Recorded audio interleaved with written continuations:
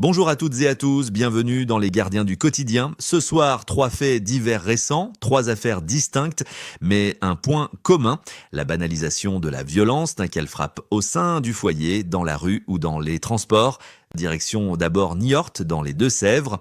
À la barre du tribunal correctionnel, l'homme se présente comme un époux modèle. Je suis un bon mari, je ne suis pas violent, affirme-t-il calmement. Pourtant, les faits racontent une toute autre histoire. Le 7 décembre dernier, sa femme reçoit une gifle d'une violence telle que son visage, photographié et projeté à l'audience, ne laisse aucun doute.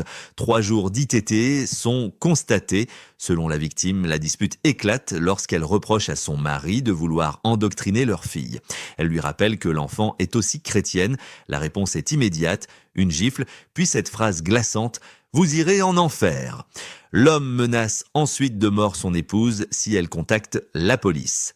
Déjà condamné à 14 reprises, en situation irrégulière sur le territoire français, le prévenu nie tout.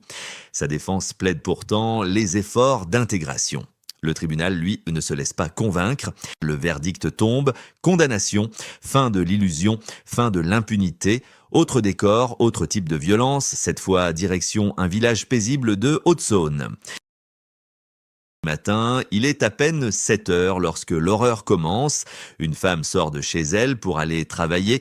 4 individus surgissent, cagoule sur la tête. Faux brassard de police au bras, elle est enlevée, poussée de force dans une voiture. Pendant près de 10 minutes, elle est séquestrée, frappée, aspergée d'un produit non identifié. Les ravisseurs la déplacent à 3 adresses différentes, toutes liées à son foyer. Un détail qui laisse penser à une préparation minutieuse. Les agresseurs cherchent son compagnon. Ils repartent avec des bijoux en or, puis l'abandonnent. Choquée et blessée, la victime trouve la force de prévenir elle-même les secours après s'être réfugiée dans une impasse. Une enquête est ouverte, le mobile reste flou. Mais une certitude demeure, se faire passer pour la police est une méthode criminelle en pleine expansion. Dernier fait ce soir, un épisode qui a semé la panique à bord d'un train. Jeudi 11 décembre, début d'après-midi, un train relie Lyon à Nantes. À bord, un homme se lève et affirme être porteur d'une bombe. La tension est immédiate. Dans un état décrit comme délirant, il s'empare d'un extincteur et défonce une vitre du wagon. Le conducteur n'a d'autre choix que d'arrêter le train en urgence en gare de Tarare, une halte non prévue.